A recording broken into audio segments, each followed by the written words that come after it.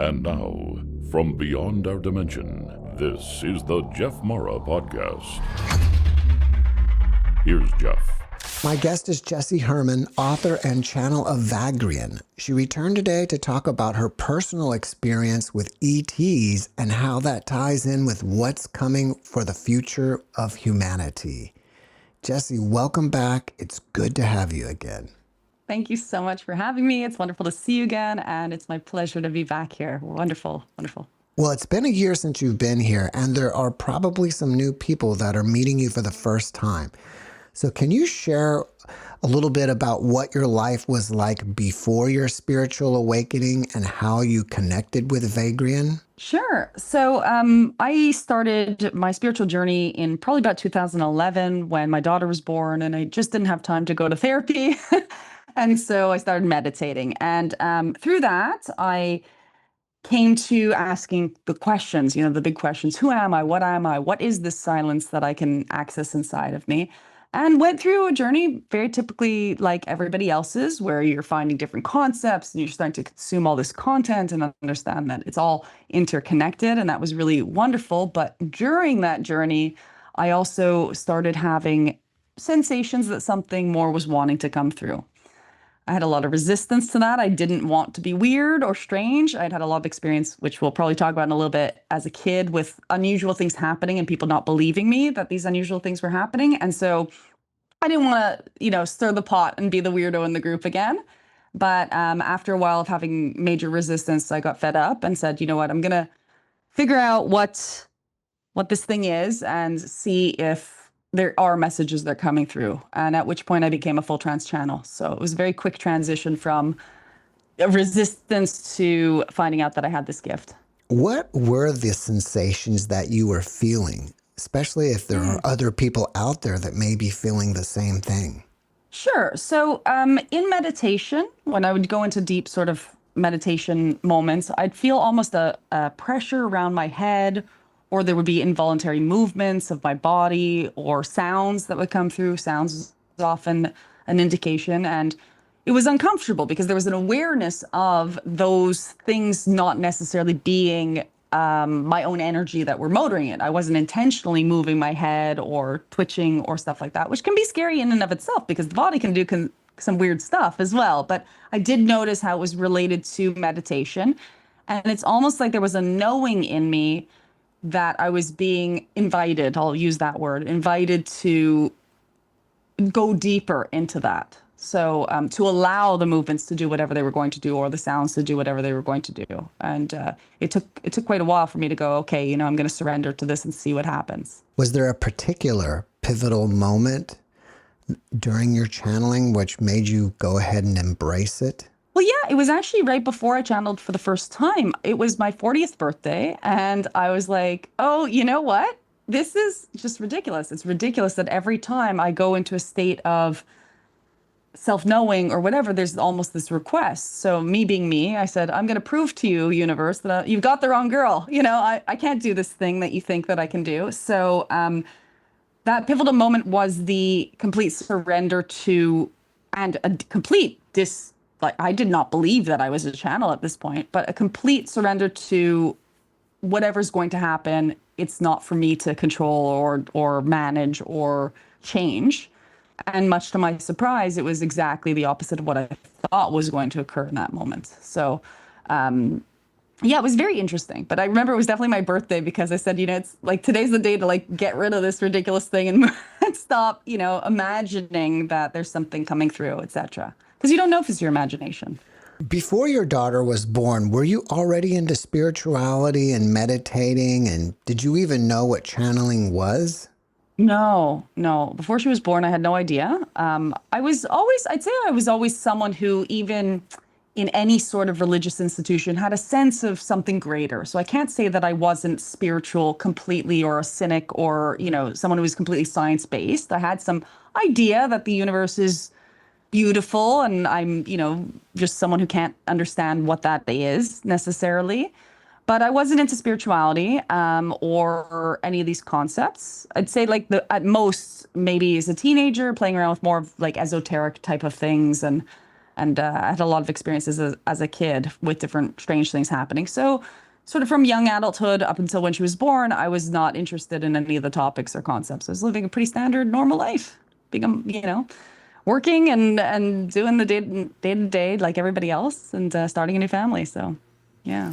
Who is Vagrian? Is it one being or a collective?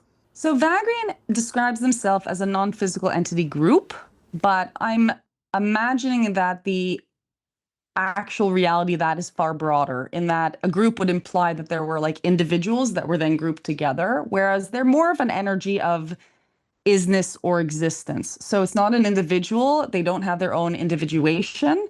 Anything that comes through in terms of what seems to be personality from them is, and they've explained this, that energy being filtered through the characteristics of what they call the vessel. So my whatever personality construct ends up being created for them to use when they come through.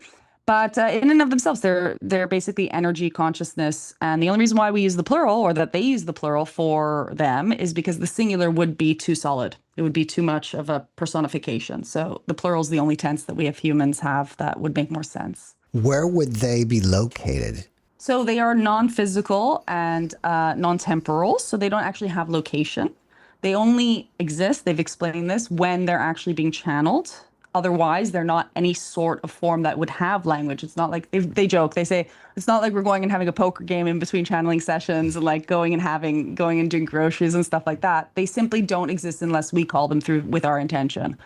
They exist in another form, but the form of infinite potential more so than anything else. So there's no location of what they would be. I do, however, have sort of a sense of where to turn on the light switch in my consciousness to allow them through. So it's sort of like up and back around here, but that's not where they actually are. That's just where my access point is to allowing them through. Did you ever ask them how they chose you? People have asked them, and they said there's a genetic disposition already. The same way if a person is very good at running, they might then become a marathon sprinter, or, they might, I don't even know anything about running clearly, but they might go ahead and be able to use that biological ability, coupled with a willingness to, even though through my resistance, a willingness to be able to do this in the way that I do it, and potentially even training, but they haven't really elaborated on that. So it's not that they chose me because I'm special or anything like that. They chose me kind of like you choose a car that has the right characteristics to get you from point A to B. So it's much less glamorous, I'd say, than some people make it out to be when they're like, okay, I want to be a channel. It's not really that you're a vessel, you're a vehicle for that energy to come through.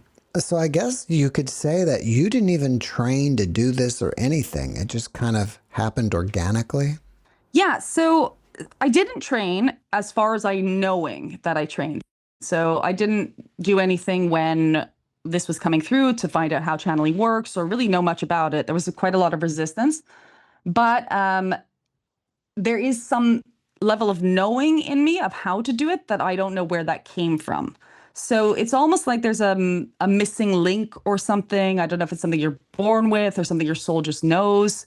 And actually, I'm trying to deconstruct it right now to be able to figure out how to teach it to other people, because I believe that everyone is a channel. The same way everyone can run, and maybe someone's going to become, an Olympian, everyone can channel because we're channeling ourselves all the time. So I'm actually trying within myself and in my practice to deconstruct, like, well, how does this work really? What is the mechanics behind it?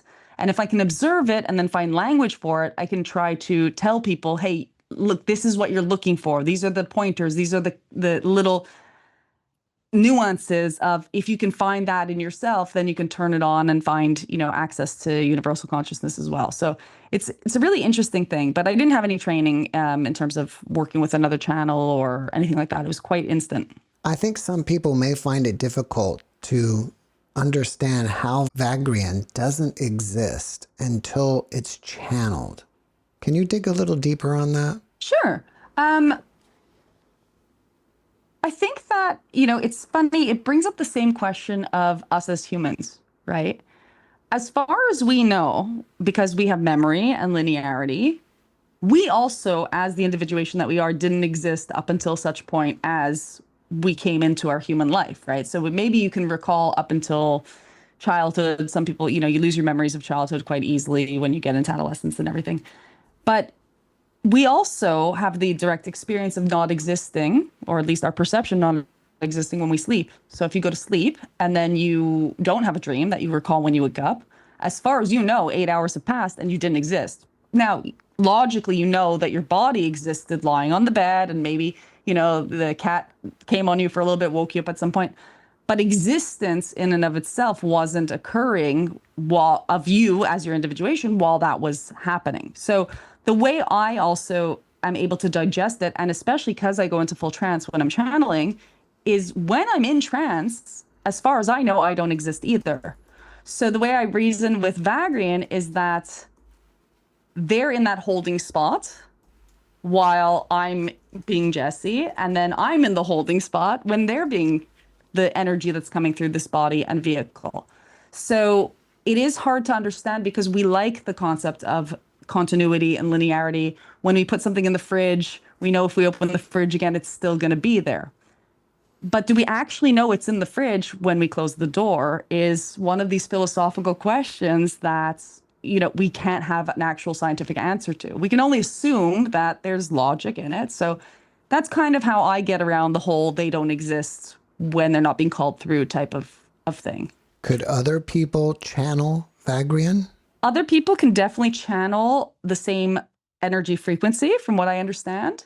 It wouldn't have the same flavor as specifically what is known as Vagrian, because what is known as Vagrian is not actually anything at all. It's simply a label that's given to the flavor that comes into the soup that gets created with this mixture of myself and that energy. But that energy is what is animating much of what we're experiencing in the world. Is, they'll say like, we're the leaves on the tree. They'll get very romantic. Then they'll say, we're also the put in the bag at the dog park. They'll say all these things to make you understand that it really is all encompassing. But I do think that there are very many similar channels. I get told a lot that there's similar energy to different channels that have already existed or that are currently around. And the way that I see it is that the names are simply to allow people to differentiate in the ways that they want to differentiate, but it's all the same thing ultimately.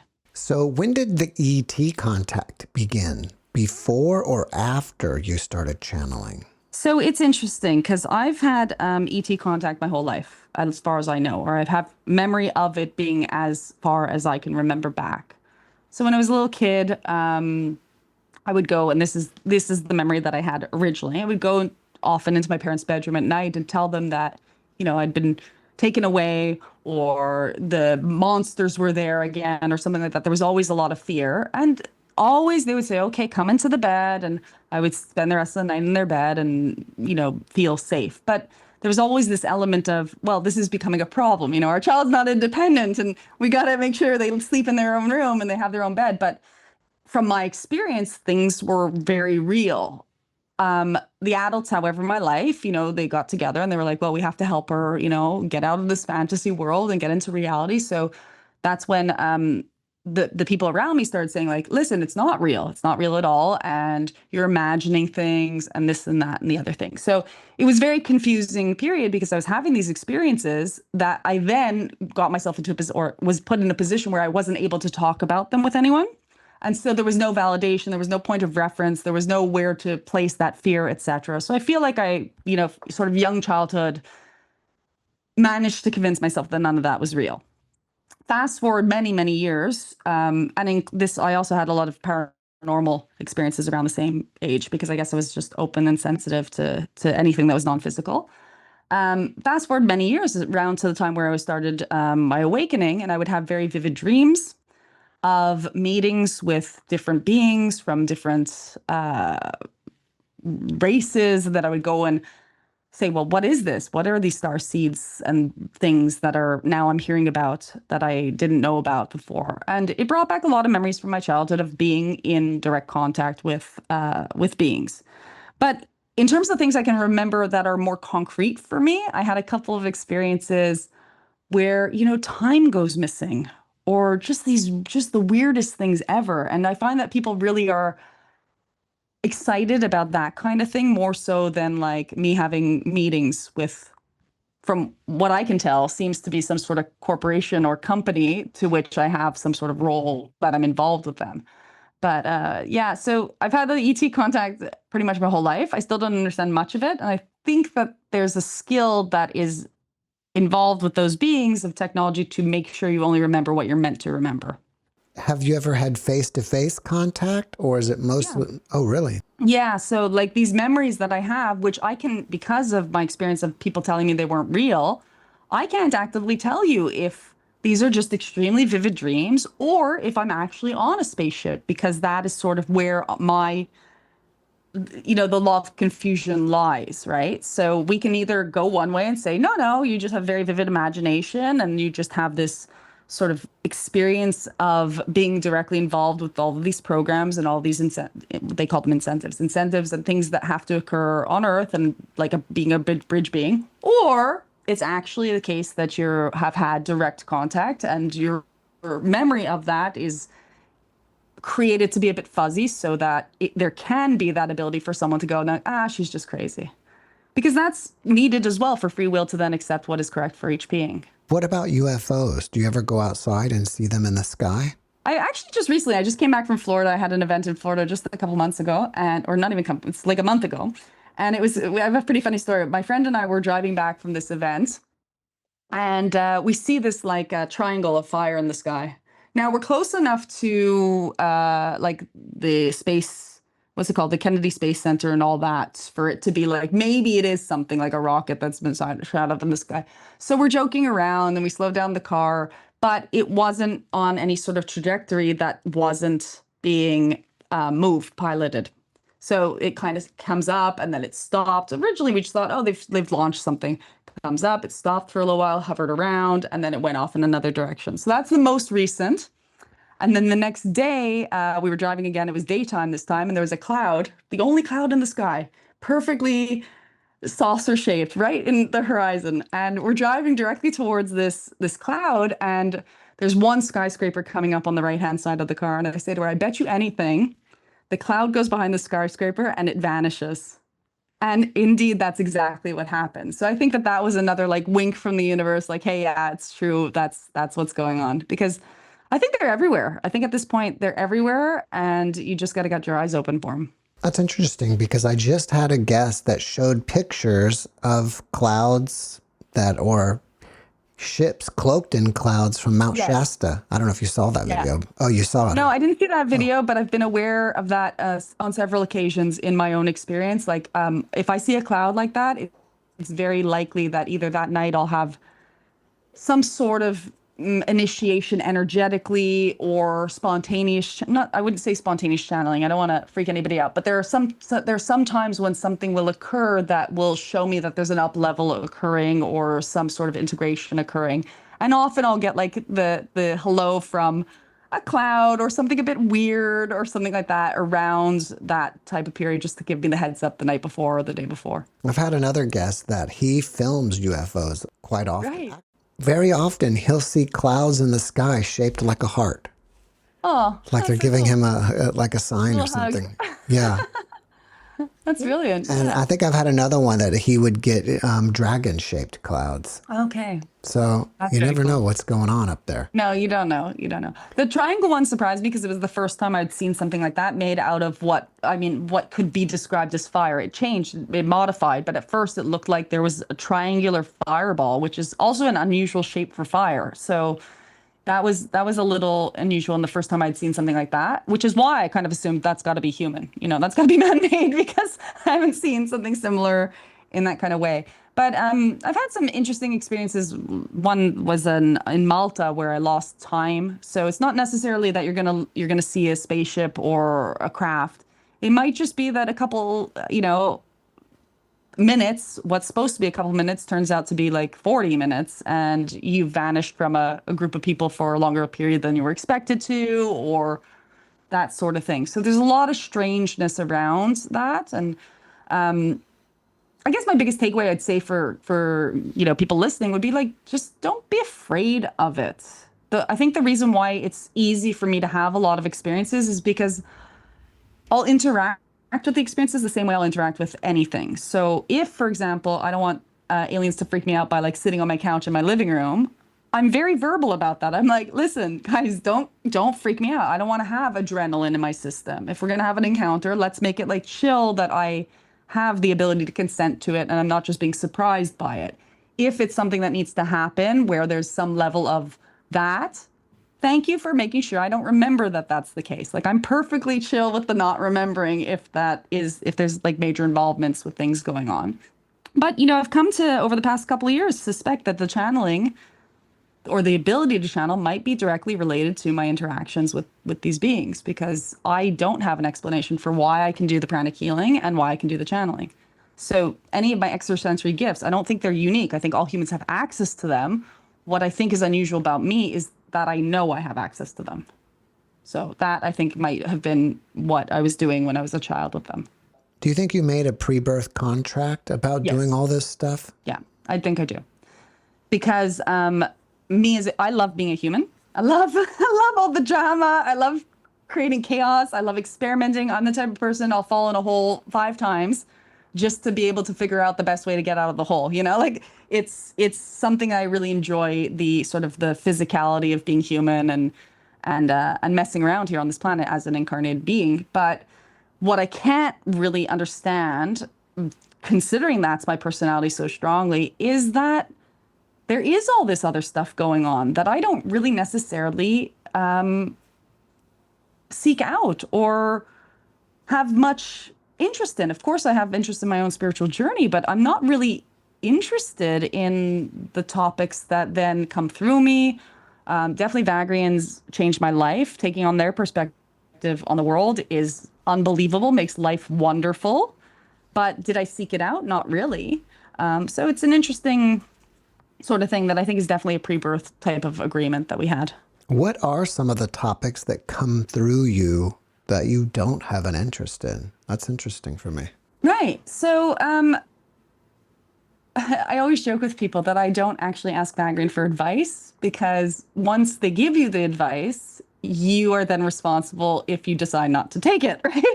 So if you know too much, then you can't turn around and say, well, I didn't know any better. So things like unconditional love, how to step into unconditional love and what that requires from you as a person, or being yourself even. Now, all of these topics are wonderful and I've come to love them. But, I think I had the same resistance as anyone. When something like Vagrein tells you that the key to life is truly being yourself, it suddenly puts you in a position where you are going to have the bravery to go ahead and do that and bust through every belief that isn't conducive with that. Now, I, through experience now, have found out that that is indeed the case, that being yourself is really the only way to go. Everything else is going to lead to misery sooner or later. But we do have resistance to these things because it does place challenge on us, and it does place us in a position of going like, wow, I have to give up all these things that I've built that maybe weren't correct for me. And so that's the type of thing that I would have. But definitely not so interested in quantum mechanics or some of the things that they get into, the explanations of the universe. I find it all very abstract, especially when they show me the visuals that go with that. And it's not something that I've ever really investigated too much. What's the process like for you to channel? So it feels great. So I always come out feeling amazing from my channeling sessions, really energized and quite, I guess, dopey or a little bit less grounded. It feels like getting into a really warm bath of niceness, or I don't know if maybe some of your listeners have had an epidural. It's like there's a numbness, not even a numbness, but like a pleasantness to your entire physical vessel. So you can still be aware of discomfort, but it doesn't bother you. Yeah, it's just having that energy coming through and taking on that wisdom in a passive way feels really, really great to me. Are you a trance channel? And if so, when you come out of it, do you have any memory of what happened? So I am a trance channel. I do not have direct memory of what has happened or what has been said. I have memory of, or there's an ability to record memory of something else sometimes. So maybe they'll be talking about a forest and my memory won't be of the words that they were talking about or even the concept, but it might be literally of walking through a forest and having that experience of smelling the trees or the lights, because it's almost as if the sensory aspect is still online. But it's very hard to have recall, especially full recall, and it tends to vanish very quickly, whatever has been recalled. So it's yeah, it's an interesting experience to not remember what's been said. Do you regularly go back and watch your channeling, or No. you don't have an interest? No, well, it's not even, it's that I don't, it's almost as if whatever mission I'm on, it doesn't give me the time to go back and look at stuff. So definitely when I have to edit things, and definitely when it's an event and I want to see the coherence of the event and how it went together. So sort of more from a business mind, I'll go back and look at it. But often, I mean, there's so much content. So unless I'm writing a book and using stuff and picking out pieces that need to go somewhere or become something else, a lot of it just gets shelved and archived forever, especially if I do a lot of client one-on-one sessions.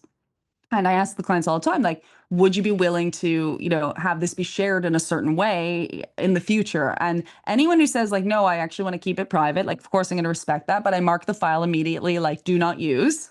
And that will never be seen again. Like, I'm not going to sit and watch it if I know that there's nothing to edit into, other content or to serve other people with. And it might get transcribed at some point for an archive, but it's certainly going to sit there, whatever wisdom was in that session remains in that one moment in time for that one person. So it's really quite entertaining to think of it that way. Of the content that you have edited, is there anything that you can share with us that you learned or watched that was just completely mind-blowing for you? There's been so much that has been sort of completely shifting, being the passive witness to all this, or even just having it come through. My perspective on existence, I've noticed, has become very different to the majority of people. It's very aligned with the way that they teach ultimately. And it is, it's really good. I mean, I was just marveling. I had my retreat recently here in Italy, and I was just marveling at like how good life is when you start to see the world through the optic of, I know that like everything that happens is perfection, and everything that is occurring is all one, and everything that is exactly as it's meant to be. And you just get filled with this wave of it's beyond bliss or joy or love. It's your actual true essence. And that, more so than the content or the way they explain it, I think that over a course of listening to it or being exposed to energy like that, or even just tuning into, it could be in a tree or in a river. If you do that enough, you start to really become who you truly are. And that is one of the teachings that I think is most amazing about them. Are you up for channeling for us? Sure. Yeah, let's channel for a little while. Great. Do you need to do anything to get prepared? No, I just relax. I think it's the same part of my brain that uses hearing. Although I don't hear anything, I don't hear words. It's almost like if I tune into hearing beyond hearing, that's when I can tune into them. And then they'll just start talking, and you guys can head off and have a conversation and see what they have to say for today. Okay, so it should take just about 30 seconds or something like that. All right. Take as much time as you need. Good now to you. We are pleased to be meeting with you in this fashion and are eager to discuss with you anything you so choose. Hello again. Vagrian, thanks for joining us. How did you locate Jesse and determine that she would be a good vessel for you? Yes. So that would be similar to asking how the radio station frequency locates the radios. It is not quite that we have sought out this particular radio station or machine, but more so that the ability to tune into the channel that we are was available. And so the transmission that is always there does have the ability to come through.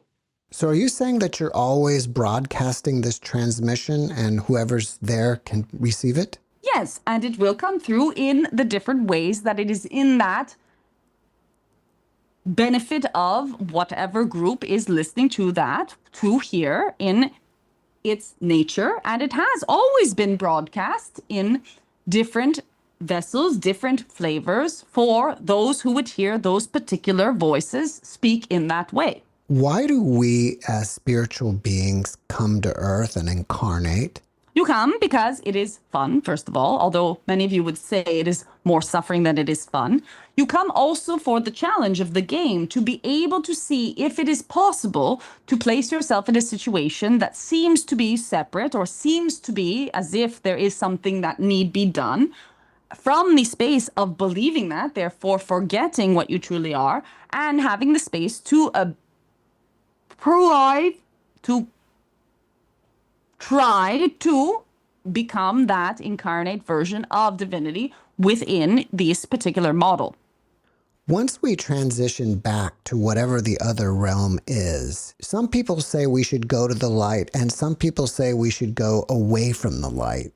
Can you give us advice which way to go? Yes. So there is no light or not light. That is another offering that you give yourselves in the form of experience, if you so choose to have that offering or experience. So it is not a blanket experience that you will have. Some of you will simply not have that particular sort of choice to make.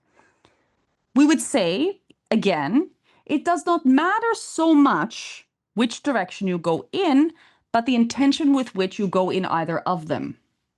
If there is any element of fear that is motivating your choice, if that choice is available to you, then what you are doing is consenting to fear by either avoiding the thing that you are not wanting or heading towards the one that you are. We would suggest that while you are in your human life, to get extremely excited instead about the only possibility of your afterlife, if that's what you would call it, being exactly everything that you are wanting. Because if you then allow yourself to live from the space of you are already getting everything what you are wanting, both in this life and that one that comes afterwards, then you will not have that sort of experience of stress or needing to choose. Both options, given the option, will lead you regardless to the best possible path for you. Are we forced to return, or is it simply a choice? It is simply a choice, because if you are here, it is because this is the thing that is most exciting for you to do.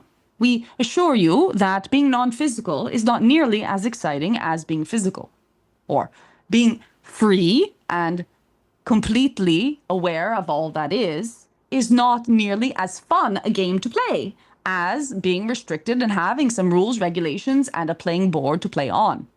What about karma? Is that real? It is not. It is a concept that can help to explain certain aspects of what it is you would be wanting to learn within your planet. So it is not very hard to understand that if you are an unkind person, that it is more likely that more unkind people will be presented to you in your life, yes, and in the decision, if you so choose, to have another lifetime, that since you had already done the side of experience that was the unkind being, that you would choose to have the experience of the one that was being unkind too, because you as infinite intelligence would want to have as many varied experiences as you possibly can, and from the space of non-physical are not attached to any of them. You have no interest in between lives as to whether you were a good person or a bad person, because the moment that you are not human any longer, your judgments of everything that has occurred simply fall away.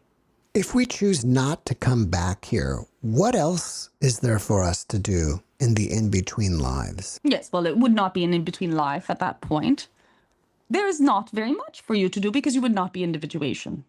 Does that mean we'd all be considered one with everybody else? As you are currently, but in this current oneness with all that is, you also happen to have chosen to use, and you can think of a funnel in this way. If you have water and you are pouring it into one glass with a funnel, that is what you have chosen to do. It does not mean that you are not water, or that there is not a huge source of water that is what is pouring into that glass.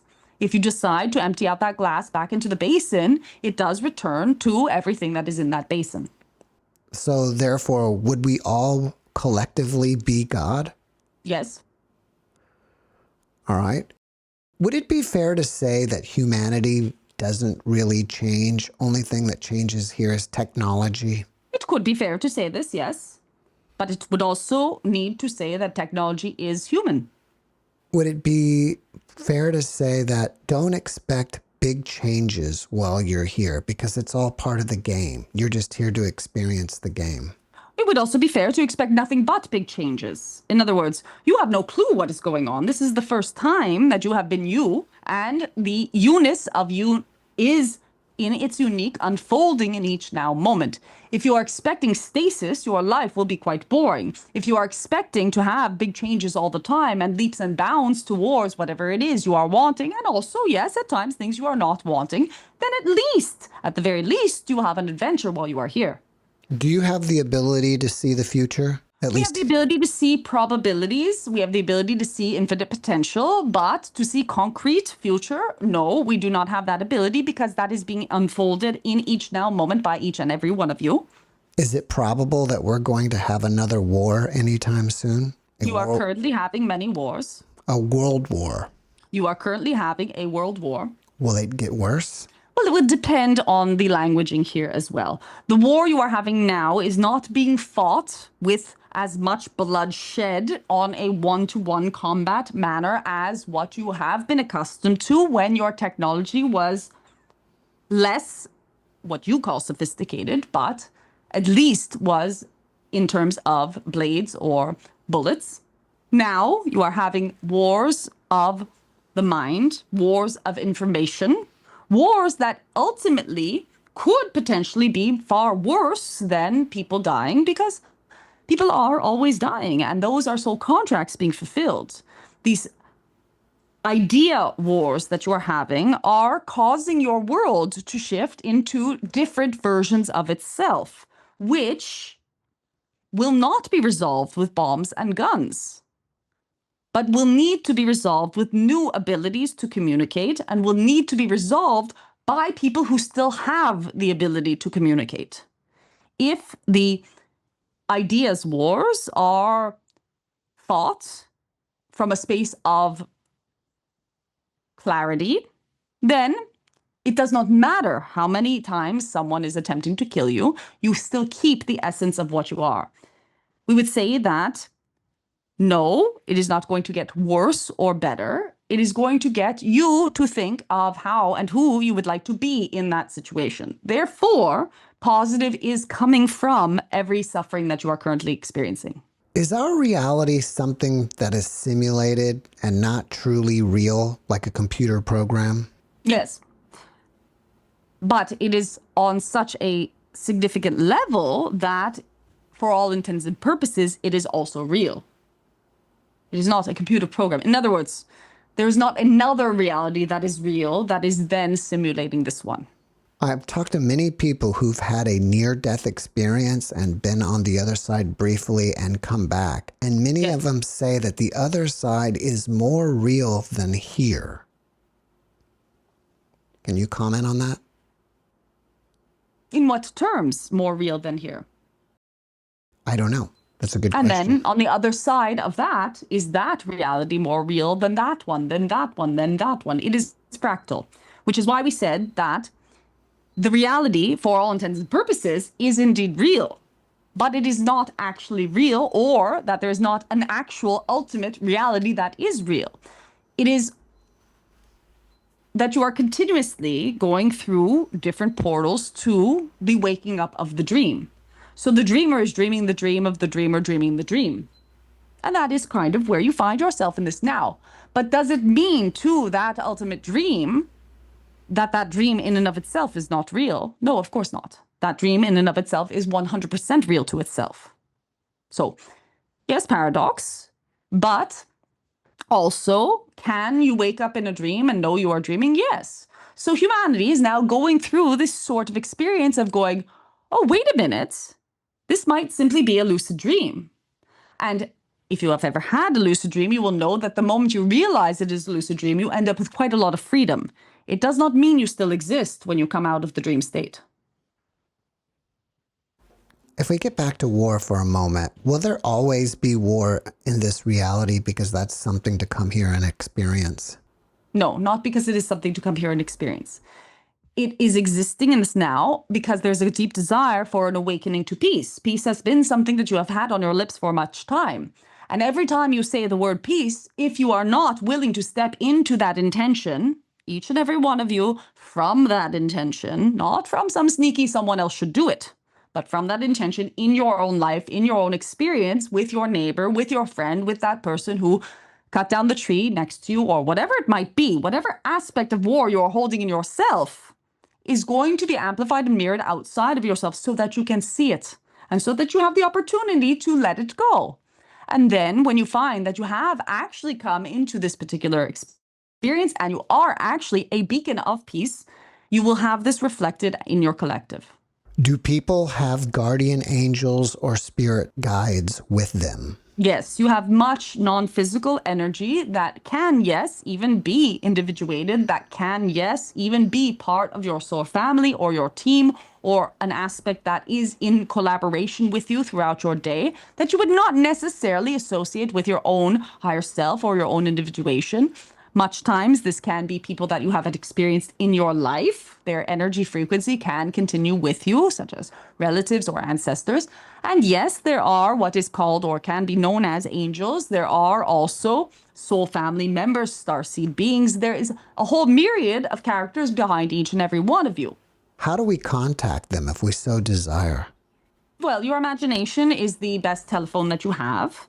So you can simply summon them into your visual reference, into your auditory reference, have conversations with them. Use your imagination as if it were a telephone that you have in your pocket. So how would you know if you're not just imagining it? You just have to trust it? You do, and you are not entirely aware of what imagination is in the first place. What is it? We're told that you make things up, but it is not the case. Imagination is one of the gifts of non-physical perception of what is not, quote, real, but is available to you. This is why artists are quite visionaries. Would you say imagination is also creation? It is indeed. It is simultaneously creation and reception. I don't know if you can give us any more possibilities of what's coming for humanity in the near future. You are all being offered an opportunity, a wonderful opportunity, through the things that cause you discomfort. As you notice and note those things that cause you discomfort, each and every time you have noticed something that causes you discomfort, especially if it is external and not directly related to your current life, then you are being offered the possibility to choose to not react to that thing, but to respond from a place of love. Often, we have noticed humans do believe that they are being controlled or that they are being conditioned by their circumstances.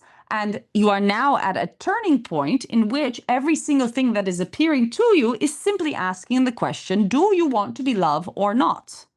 If you can hold this as your mantra, and if you can find the way to find compassion for yourself and others in each now moment and not run into fear, because you will be offered a lot of fear as well, then you will find that your own character will develop into something that is very similar to the being that you have always wanted to be while on this planet incarnate. And your life circumstances will match and mirror that as well. So you will be offered more catalysts, you will be offered more circumstances, more things that you see on a day-to-day basis that you do not agree with. And in those, remember that these are all offerings that are asking you who ultimately you do want to be. Do not be frightened. All of the bad news is good news. What about what we would call extraterrestrials or aliens? Are they also part of our dimension or reality, or do they phase in from another reality? Yes, so they are indeed, because you are able to be aware of them, those of you who are part of your reality, yes, and also do have the ability to be less physical in certain cases than you are, or to flip in and out of physical or non-physical aspects of your reality, simply other dimensions at times. There is a lot going on with these other species, and you are, yes, on the cusp of, and have been for some time, of becoming more and more aware of quite how not alone you are in terms of beings that you would consider interacting and that you would interact with. Is it possible within the near future that we will become part of the galactic family and interact with these beings face to face? Yes, but not all of you. Why not all? because not all of you will be ready for that experience. So for the time being, what is occurring is a slow rollout. More and more of you will have contact experiences, and as there is observation as to how these are processed by you, there will be an understanding of who is and who is not able to have those experiences and what that benefit could have for the human life. You have to understand that there is great respect for your individuation. There is great respect for you each having the ability to maintain free will, and that there have been rules set up so as not to violate as much as possible what is the human experience of perceiving themselves to be alone for the moment. It is shifting, yes, because there has been much request come through to have more contact with these beings, and there has been quite a lot of action on different levels as to being able to make this a reality for you. But there are beings on your planet now incarnate who will never have experience with aliens, not before the time for them to leave this particular experiencing, because this is a slower rollout than ships arriving tomorrow, which, by the way, is not outside of the realm of possibility, but it is not entirely the most holistic option in this now moment. If humanity does certain things, it may provoke ships arriving tomorrow. Can you give us some examples of these certain things? Yes, if you come to a situation in which you are almost about to explode yourself, that will be intervened with. Some people believe that there's going to be some sort of giant event happening in the near future. Is that true? Well, it depends what you consider giant. Something planetary wide? Yes, well, again, because of the way you are connected, there are things that are affecting your planet currently. Interestingly, you are not really paying attention to what is going on. Instead, you are allowing yourselves to be distracted by deliberate attempts to distract you. So, what would be considered a global event might even have less impact on the individual than you would think it would. It is not necessarily something that would get all of your attention, and that again would be part of a plan to make sure that those who needed to know were in the need to know, and those who do not are not. There is a divide at the moment. Are we all ascending into the fifth dimension or fifth density? We don't normally discuss too much numbers in this regard, in that those numbers or those systems have been put in place simply to give you something to hold on to. You are very much similar to some of your alien friends in that you are flickering in and out in different degrees to assimilate or identify more with your physical or non-physical aspects throughout a given day. The more you are meditating, the more you are practicing aspects that bring you into your larger bodies, the more you will become in a space where you can emulate and can access what can be described as fifth density experiences and incarnation. Some people believe that aliens are walking among us, but we cannot recognize them. Is that true? Yeah, there are many of those. Wow. Some of whom do not even know that they are not entirely of human origin. What is a starseed? A starseed is someone who is in contact with aliens, perhaps not knowing that they are.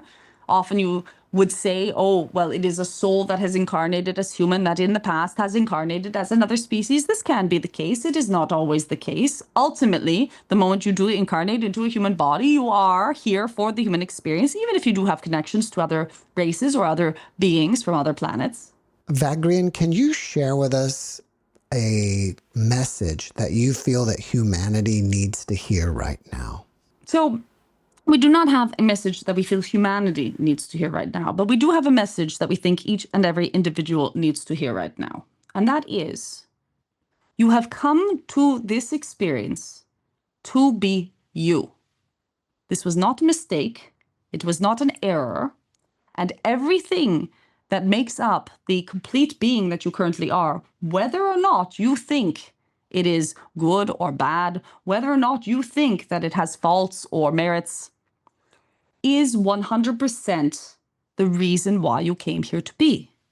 Take today as the first day of the rest of your life and allow yourself to bask inside of the deep and radical self-acceptance of you being the miracle of yourself in this life. Once you have done that, your life will take a turn for much better experiences for you because they will actually be yours. We do say this for very specific reasons. Because though our message is of unity consciousness, there is no such thing as unity consciousness without each thread of the tapestry weaving in its exact correct order. Right now, you have a humanity that does seem like a jarbled mess of many threads. But if each and every one of you straightens yourself out and puts yourself back into the splendor and the magnificence that you are, you will see a beautiful pattern that will be created within the tapestry. Vagrian, thank you for your message. I have no further questions. We thank you, and we leave you with the light and the love of 1,000 suns. Anioni.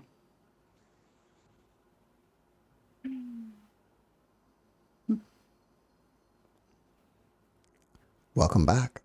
Thank you. Vagrian finished with something like Anioni. Yeah. What does that mean? I'm not entirely sure. They've been saying it since day one. So I spelled as Anainai, so Anioni. And I've looked into it in many different ways. I haven't found a language that it's most associated with, but one time a linguistics expert was saying that it uses the sounds, could be some like Aramaic or ancient language sounds, and it could be sort of I am that I am, which is very interesting because ani in Hebrew now is I am or I. And so it's the repetition of that sound. So if you go back, to ancient languages that were way earlier than that, then that could be some of the origin of that. And actually, there's even that element in the, I believe, in the Old Testament as well. That is how God explains who they are. I don't think it's so much a greeting declaring divinity or something like that, as much as it is a salutation that sort of seals it off as, this is complete and everything's perfect. That's the energy I get from those words when I hear them. Yeah. Makes sense to me. Yeah. From time to time, you have events. Do you have anything coming up? I do. I have an event coming up on Zoom. It's a Vagrian event. It's a question and answers period. So people can come in and they'll be able to ask their questions directly to Vagrian. It's on June 19th, and people can go over to my website and sign up right there at www.jpherman.com/events. So if you missed that one, you're hearing this later on, then there might be something else new coming on, but that's the newest one, June 19th of this year. And and there's lots of cool goodies and freebies on my site as well. So, poke over there and see if you're interested in Vagrian. There's lots of cool stuff there. Do you have a YouTube channel? The YouTube channel is at JP Herman. So just like jpherman.com, and you guys can check it out. There's tons and tons of Vagrian sessions, long ones, short ones, transmissions, meditations, all kinds of good stuff from Vagrian right on the YouTube. And that is where I share all my free content. So head over there, and there's always new stuff coming up. So it's really exciting. Yeah. Don't you also have a podcast or something? I do have a podcast. Yeah. I What's have that Some called? Kind of mystic. I have lots of guests on that talk about their journey, their mystical journeys to from normal everyday Joe to whatever amazing thing they're currently doing that seems magical. Because I believe everyone's a mystic ultimately. So it's really fun to be able to talk to cool people. Are those videos or just audio? They're on YouTube, so they're video as well. And they're also on Spotify, Apple Pods, and all this sort of stuff. So it's on every podcast channel. Oh, so it's a separate YouTube channel then? No, it's in the same one. So it's a playlist in that same one. Yeah. Oh, okay. I should probably separate them out. But yeah, the moment it is. All right. Well, before we wrap it up, can you give us one more positive message? Yes, I can totally give you guys one more positive message. Look, have fun. Like, I know that that's not the message we get all the time. We get all these inspirational messages, but if you can find just a little bit of fun in each day, your life gets so much better. And then you're able to serve more. I always hear this thing like, oh, I can either follow my joy or I can help others. And it's not the case. Following your joy is definitely going to help others, if even just by inspiring them to follow their joy. So have an amazing and fun day, everyone, today. Thank you, Jesse, for coming back and being my guest. Thanks so much for having me. So wonderful. Thanks for watching the JeffMara podcast. I really appreciate you. Another way to show support is through YouTube memberships. And if you do, there are loyalty badges and other perks depending on your level of membership. All you need to do is click the join button underneath the video to find out more. Thank you for your support.